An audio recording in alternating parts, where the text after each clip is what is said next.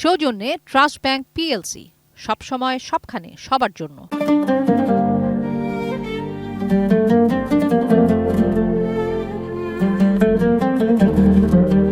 নবীজির জীবনী।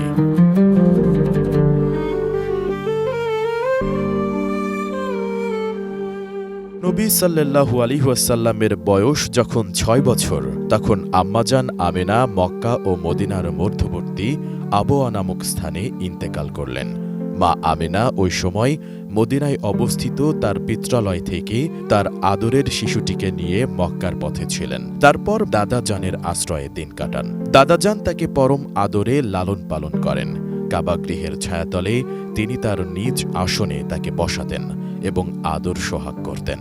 আল্লাহর রাসূল সাল্লাল্লাহু আলাইহি ওয়াসাল্লামের বয়স যখন ৮ বছর, তখন দাদাজান আব্দুল মুত্তালিবও এ সংসারের মায়া কাটিয়ে পরপারে পাড়ি জমালেন। দাদাজান আব্দুল মুত্তালিবের পর বালক নবী সাল্লাল্লাহু আলাইহি ওয়াসাল্লাম চাচাজান আবু তালেবের আশ্রয়ে চলে আসেন। সুতরাং তার চাইতে বেশি আপন তার কেই বা হতে পারে। দাদাজান আব্দুল মুত্তালিব তাকে তার এই প্রিয় নাতিটির দিকে বিশেষভাবে লক্ষ্য রাখবার কথা প্রায়ই বলতেন। চাচা আবু তালেব তার পিতার সে উপদেশ অক্ষরে অক্ষরে পালনও করেন।